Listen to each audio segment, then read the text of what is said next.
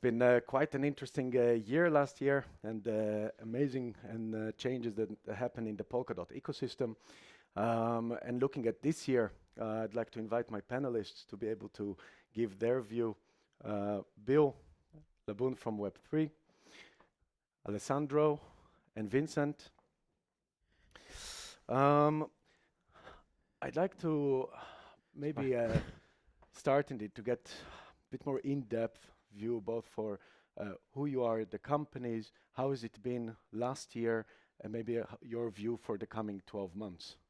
Maybe Alessandro, if you'd like to start. Yes, hello everyone. It's an honor to be here and enjoy again Lugano for the third time. It's the third time I'm joining this event, and it's been fantastic. Thank you, Mark, for making this possible, Christoph as well. My background is actually an engineering background. I then co-founded a project and company which is Acurast, and we heavily rely on the technology behind Polkadot, since today we're talking about the outlook of Polkadot. So the views that I'll be sharing in this panel are definitely also, let's say, biased towards the technology. It's a good place to do it. Well, yeah, I mean, that's where I can actually add value and really talk about that. I see that obviously we heard all of these very pressing news, let's say, that also have an impact also on the markets. Especially, we also launched a token this year and are affected by that. But I do see that it's actually a very good thing for decentralization itself, right? And resilience. And I think that Polkadot is looking now ahead, very well positioned, because they really stayed true to those principles and those values. And I think they will definitely shine through. And I'm certain about it from a technology perspective. And when it then comes to the asset itself, obviously, I can also just speculate on that side. So I will not necessarily talk about this. But, I mean, as humans, I do believe that the best thing we can do is be optimistic about the future. Because turns out that the more optimism you spread, the more it's contagious, right? I mean, if you walk down the street and you smile at someone and they maybe are looking very serious, you will immediately see that they also start smiling. And I think that's probably what we need to do in general. And I am very optimistic about the future on that side. Fantastic. Vincent. Good morning, everyone. I'm Vineet. I run Sigma Capital, which is one of the venture capital funds based out of Dubai. I've done 2 funds before that, over 300 plus investments. You know, the top 100 tokens, SUI, SEI, TON, all of them have been investments. Luckily, you know, when you say what was the last 1 year, you know, my first fund started in the bull run. Remember 2020, you touch anything, it goes 300x, you know. You had all those Casper Labs opening up at 1000x. And then my last fund, Cypher Capital, was built when we were in the middle of a bear market and everyone was saying that Bitcoin's going to zero when it went to 18K.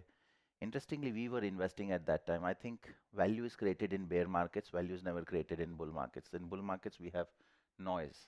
You know, this room in a bull market, normally a room like this in a bull market is 10,000 people aimlessly walking around trying to find the next alpha. But people in a bear market are the ones who actually have come here to understand how this market will run. So for me, the last 1 year was when everyone was talking about Bitcoin going to $1 million. I was clear to all my LPs, I was raising a fund. I said next year is a 70% drawdown. And this is the time because everyone was a Warren Buffett, let's take as much money out. Because next year you will find great deals, you know, whether it is the deals on liquid, whether it's the deals on venture, because, you know, real founders will think about building revenue. And I think in the last slide it was mentioned, or someone mentioned that this is exactly .com. You know, the hype has gone over, the $1 billion valuations have gone over. Now people are talking about revenue. So for us, I was sitting with the GMX founder and we said, what will last for the next 15 years? Because I want to be that venture capital guy who is in Amazon and who is in Facebook and is recognized for that, because then we can build up a great fund. So great times ahead, best times to buy in the next 2-3 quarters, best time to get venture deals in the next 1 year. And this market is not going anywhere. It's just getting started. Thank you. Yeah, thanks. Excuse me. So my name is Bill Laboon. I'm VP of Technical Operations at Web3 Foundation in Zug, Switzerland, so a bit north of here. I'm also coming at everything here from, as my title implies, a bit of a technical perspective. So I have been working on Polkadot since 2018. So been involved since well before it launched, and I've seen like a lot of evolution so far in Polkadot. When the reason I came to Polkadot, I saw Gav's talk at Web3 Summit 2018, where he pulled a laptop out and had a new blockchain running, and I was teaching computer science at the time and was just amazed, right, that this was all right. Wow, this technology is here and it's working. And then being involved in in 2021 when we got to the world of parachains, and then a lot of the technical upgrades that have happened, especially over the last year. So I see like we've really hit sort of a culmination of a lot of the stuff that I originally came to Polkadot to see. So you had asked about like what I see as the future, and we can get into this a little more in detail. But I'm also quite optimistic. Again, speaking from a technical perspective, seeing that we are continuing to support amazing parachains, like Acurast, these projects being built on Polkadot. Parity, the main developers of Polkadot, are also starting to build projects and products. And also we even see that teams outside of Polkadot are using the Polkadot SDK simply because it is the greatest technology out there for building a blockchain, right? You see a lot of non-Polkadot teams, BitTensor, Cardano Midnight, they're building on the Polkadot SDK just because the tech is that good. And we have the greatest people that have the most experience with that tech right now in the Polkadot ecosystem. Yeah, and I think it's quite a good mix also for the panel here between the finance side and the tech side. And I know that where most of our clients and partners, especially from the institutional side in the financial sector, are mainly asking on two main verticals. First, what is the tech roadmap for Polkadot? What are maybe the aims for this year? A lot of curiosities with the changes, naturally Web3 and parity and Gavin coming into Web3. And then naturally for the projects that are building on top of it. And on the other side, indeed, this is the opportunity to come in, and then where? So maybe a bit of you from how you see, maybe Bill, to start with roadmap and the planning for this year, things that we could see coming up. Sure. Yeah. So I'm going to speak a little bit abstractly here, if you don't mind. Sure. So I've always seen that there's a spectrum of development, right? So there, on one side is using a platform, right, which doesn't require a lot of technical knowledge. It's very easy, but it's very restrictive. And on the other side of the spectrum is developing your own blockchain totally from scratch, which very, very difficult, but you can do whatever you want. And one of the things that I thought from a development perspective about the Polkadot roadmap and what's going to continue here is that we've sort of filled in all of those spaces on that spectrum, right? So the fact that you can use Polkadot SDK on one end from the beginning to create your entirely own blockchain, creating a parachain, so you rely on the security of Polkadot, you can interact with other chains, et cetera. It's a little bit further. We now have smart contracts, which that are sort of not basically native to Polkadot on Asset Hub. So basically, you now can have as simple of a development experience as on other chains using Solidity or whatever. There are some other things that will be coming out later this year that will fill in some more of these blanks that I can't quite talk about yet, unfortunately. But I think from a developer perspective, this is what I'm really excited about. And then from a user perspective, like I said, the fact that these people that are very involved in Polkadot, that understand the technology from a very deep level, will also be producing products, right? You're also getting that the very other end of that spectrum. So I think the great thing about Polkadot and like what we're focusing on this year has been filling in those gaps in that spectrum. Like we've already, I think, had like a lot of them filled in, but this year those final bits are getting filled in. And then maybe Alessandro then did filling in the gaps and building on top. What's your view then? Yeah, when we selected Polkadot, it was not because of either the token or because of the community around it, but it was really just a pure technical evaluation. About 4.5 years ago, we evaluated what was there out on the market, and it was not an easy evaluation because many of the other teams were saying that things would work, but they simply wouldn't work. And we ended then up using the Substrate SDK, the Polkadot SDK. And looking back, that decision was really good for us because we by now have a very active blockchain. The Acurast chain is our orchestrator for decentralized confidential compute. And what that means is that that specific component needs to attest and verify every single mobile device. So we source compute from smartphones so that people can upcycle old smartphones that they don't use. And what this chain is doing is basically verifying that the smartphone is really genuine, so it is valid and the confidential execution environment is not being tampered with, but then also benchmarks every single device that comes on the network for its performance.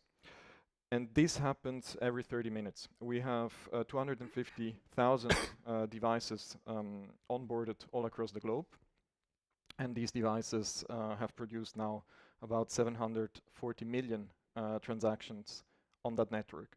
And I mean, one of the maybe side things to mention is that the parity team has been, and looking at you, Bill, but I know that you're not with parity, but the parity team has been very, very helpful. Whenever we had some scalability issues or something like that, very technical and helped us out on that side. And fact is, today, if you want to have something as decentralized as we are running, because we do have 16 kind of collators spread across the globe, if you want that to be running at a low cost, like we are running today, there is no alternative. And I'm certain about that. Now, from an outlook perspective, I believe the most important thing is to maintain this. I mean, for me, right? Just egoistically looking at the piece of technology, Parity has been doing a great job at maintaining it and then also further developing it. And that is what my expectation is to that team, to that technology. And I think there's many such teams that definitely rely on the very same technology that don't necessarily associate themselves with the Polkadot ecosystem. Yet, yeah. Now, from a Polkadot ecosystem perspective, I believe that a lot has changed. I believe that many people felt entitled to get access to treasury funds and whatnot, and those people did not necessarily add more value than they got out of that ecosystem. And that is fine, I believe, for a certain amount of time, because it is highly experimental. It is in its early stages, so you need that kind of activity. But I do believe that that's also not very sustainable. And I think now looking forward, a lot of that kind of subsidy and support is going away. And I believe now it's also when the actual interesting part starts, because now you cannot rely on a big foundation or a treasury to basically sponsoring you. You need to make sure that you bring value to the market, that people actually want to use whatever it is that you're offering. And this will actually attract new entrepreneurs which are focused way more on distribution than they are on lobbying just these big foundations. And I think, by the way, that I mean, we are also located in Zug, and we know other foundations also very, very well. This is across the board. I mean, they realize that just handing out money and hoping that someone will generate more value out of it and return part of that value into the ecosystem just does not work in that way, and it requires way better governance and way better controls. And I believe that that's still very, very a good sign, and I also see that these foundations still are sitting on a ton of money. So my hope is that now we start seeing that conversion into value. Yeah, and maybe looking a bit about the spray and pray approach and the changes and maturity both in Polkadot and the parties that build and create value on it. Vinny, from your view as a VC, how do you see this opportunity then coming up? So a bit of a views, I've actually actively invested in the Polkadot ecosystem. I'm an investor to Acurast. I've done Mythical, I've done Kilt from the last cycle. I'm not sure if Peak is also part of the game, but I invested in Peak as well. So see, I've been actively investing into the ecosystem because the technology exists. The technology to scale exists. You know, unfortunately, not like if Ethereum can only do 10 transactions per second, we can never match it with being the Visa network that will handle 1 million transactions in the future. So the point is, how do we, as a VC, build up? You know, you had iMate, which was one of the first touchpad phones that came across, is dead completely, and you had iPhone. iPhone was the same thing, but it had a lot of apps building on it. The App Store became the biggest play. So today, yes, we have great technology which can scale up to any number of transactions. How do we get people to develop over there? That is the key thing. How can we get not people who are grant hunting, but people who are building companies to use your technologies? How do we see that corporates start adopting your technology to build products? I think something that has been done in this space is being done by Canton, for example. You know, they're getting the corporates involved. They're getting people to build on that, and that's what our job is. You know, in the next 2-3 years, how do we get great companies? What Alessandro meant, you know, people just go and take a grant and then finally vanish. How do we go through accelerator programs where people have spent 3 to 6 months sitting in a place, building up a minimum idea with minimum capital, not the 50 million valuations, but what do you call $1 million valuation, actually given results, actually build a product, actually get the initial traction, and then build on multiple chains and take the chains up, either through TVL, either through transactions, either through revenue. So that's what we are trying to do, build an ecosystem through our investments, seed stage as well as late stage investments, and go through the chains that we think are capable to handle. You know, if I'm investing in a company, like there's this company who has close to $100 million right now on real world assets, if they're looking at a chain. So for me, I would either tell them to come on Polkadot or come on Canton, because these chains can actually handle that traffic. And that's what our outlook is, build up great companies across the ecosystem. And then maybe Bill, how's then the approach from Web3 and Parity to scout or attract or bring additional projects to build on Polkadot? So I would say, excuse me, that's changed quite a bit, right? Because I think to sort of continue on what Alessandro was saying, a lot of our previous mechanism, especially at Web3 Foundation, was grants, right? And this sort of spray and pray approach, in which that a lot of good teams did come on through grants, but I would say that the ROI on that in total was suboptimal. And so we've moved away from this sort of grant mechanism. We've also been a little bit more, I would say, capitalist and conservative, right, in allowing like other people to do that for us. Web3 Foundation specifically has stepped back quite a bit recently. A lot of things that we were doing in the past we're not doing. We're a much leaner team now, and so a lot of this is outsourced to other teams. But a big part of it also is letting that technology speak for itself, and letting people see. We see people talking about it, right? Like I didn't slip Alessandro any money before this, to talk about the technology, or Vineet or any of these other teams that are using it. A lot of people, once they start using the Polkadot SDK, they tell their friends about it, and a big goal of ours is to get developers in the ecosystem. And we have been able to do that, one of the ways by providing a lot of good technology and good support for that technology. Yeah, I think very similar to what you were saying with the aid you got from Parity, and then additionally for additional support and item that you would see needed in the coming year. Do you have maybe?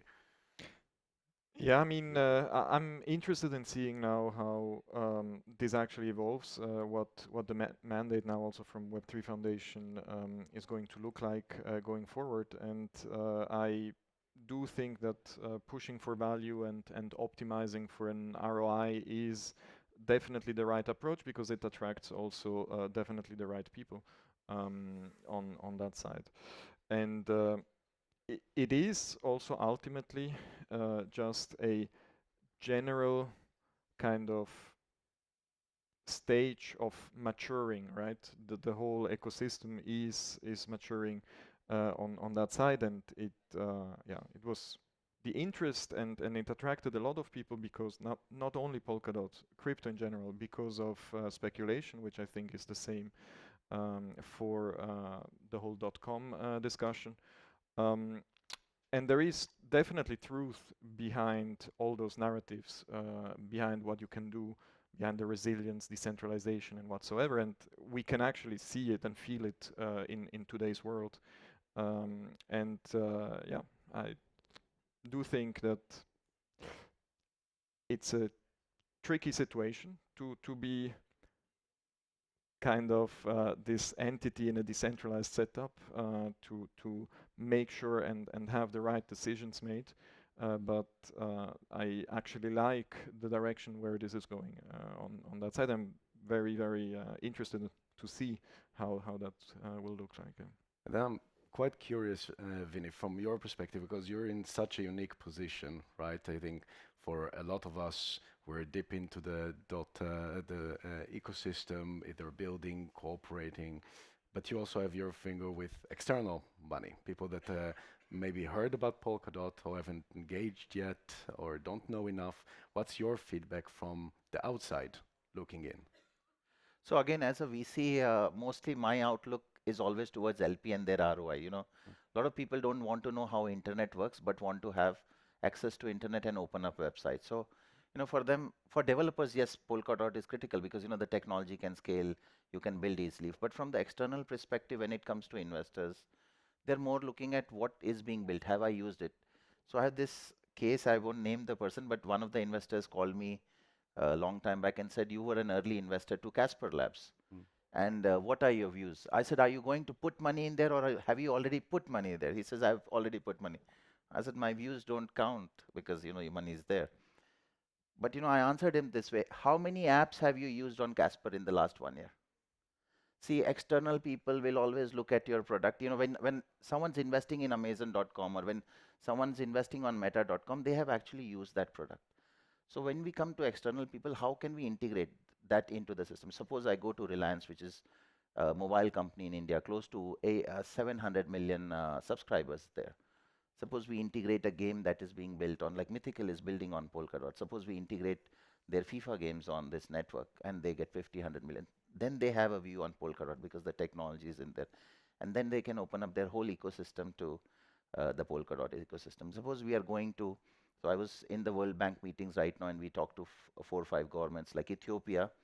Cardano had landed up in Ethiopia to digitize the identity of 500,000 students whose what you call certificates, the education certificates will go on chain. Now it removes that whole fake certificate business out. So point is, how can we land Polkadot over there to handle something like that? Kilt used to be a DID play. Today WorldCoin is a DID play. So our point is, how do we build real use cases? Not 100 million user cases, but at least 500,000 user cases across 10 places, and have 5 million active people who are not speculators.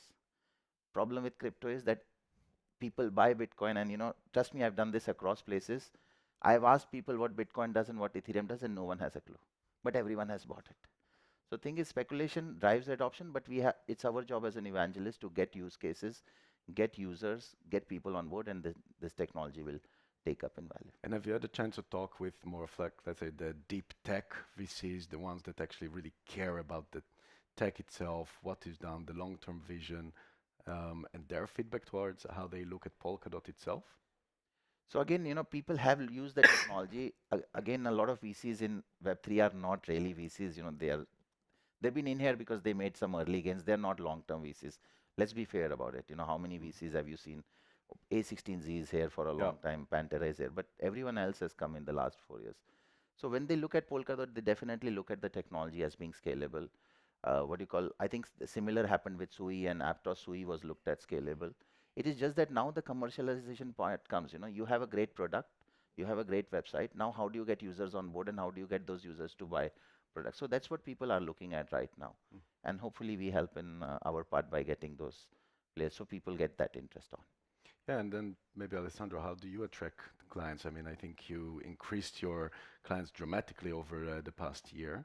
What was your approach that you would say was maybe different or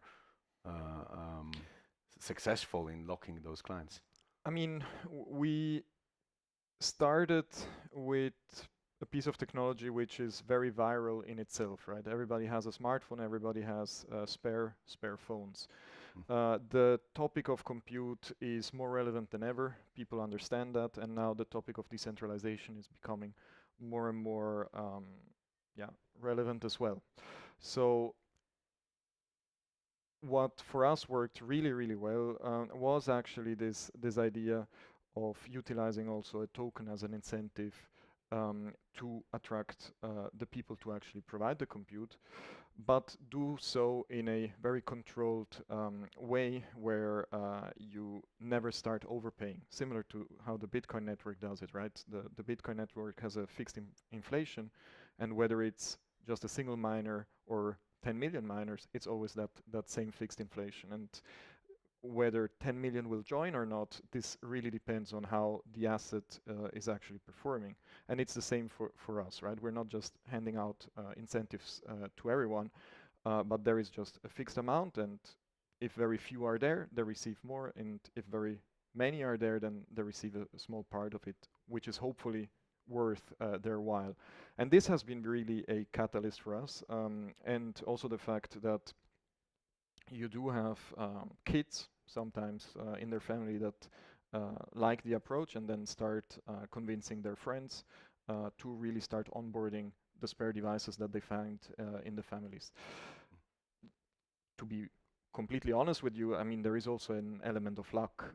We went into this because we came from the mobile security field. We knew that if we want to provide such a compute network, security is fundamental, right? If you hand over a compute task to someone, you need to be certain that that someone cannot tamper with it or inspect whatever it is computing, right? Because it is your data in the end.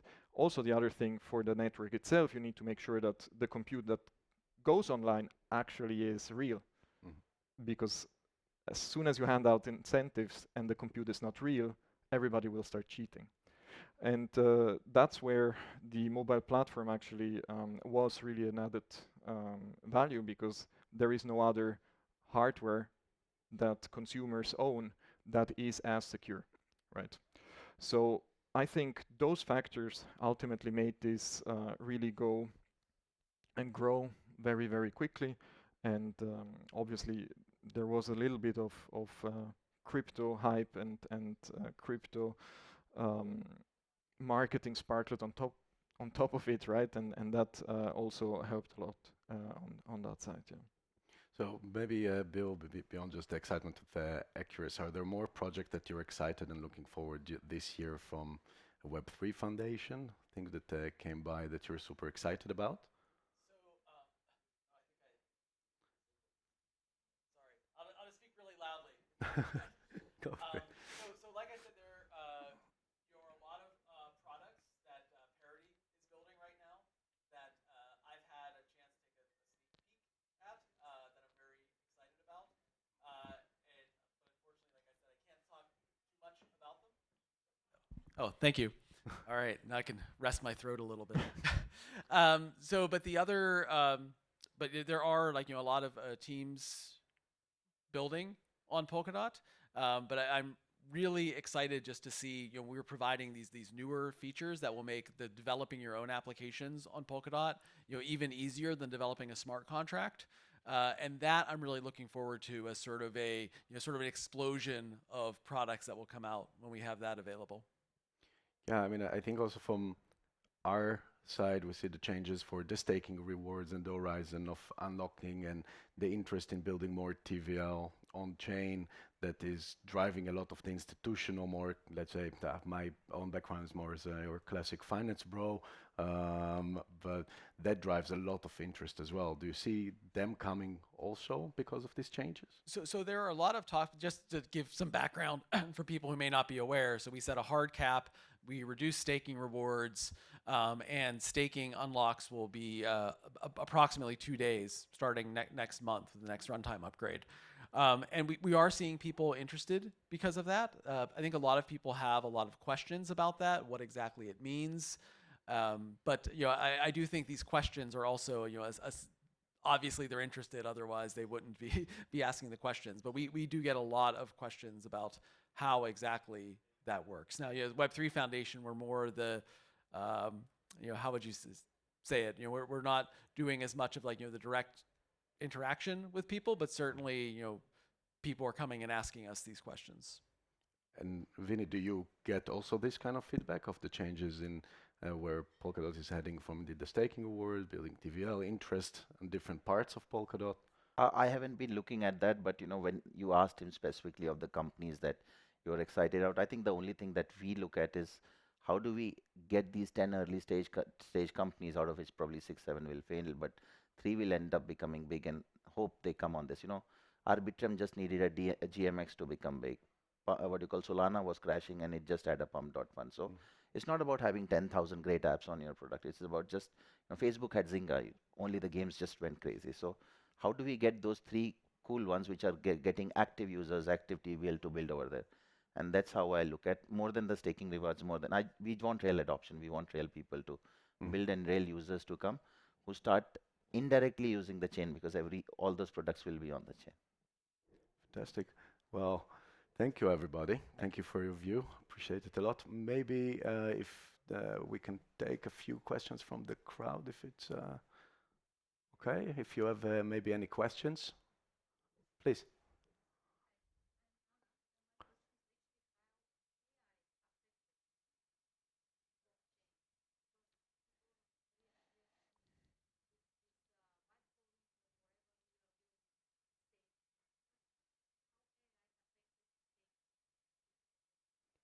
Yeah, maybe for those who couldn't hear, and correct me if I present your question wrong, is the effect of AI on your approach as well. Maybe Bill. Yes, I have a lot to say about this, so I'm happy also to discuss this a little more afterwards. So AI is having just an absolutely insane effect on all software development. So in terms of blockchain, it has made security much more difficult. It's basically, if we think of it as a war, right, between it's given bigger weapons to both sides.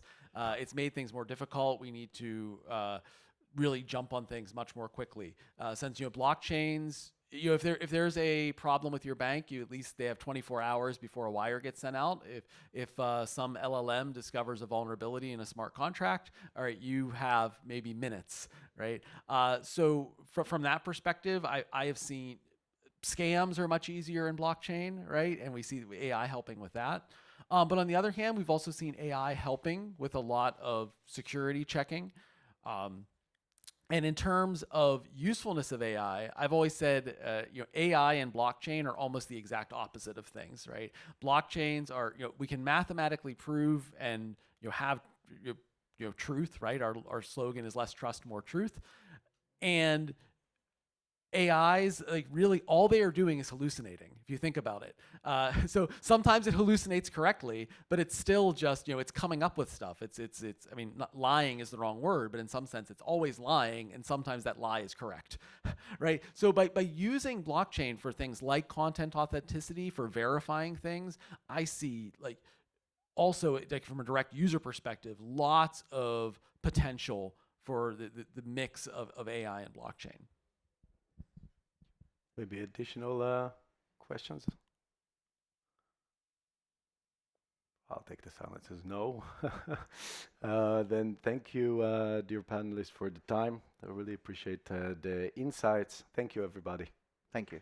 Thank you.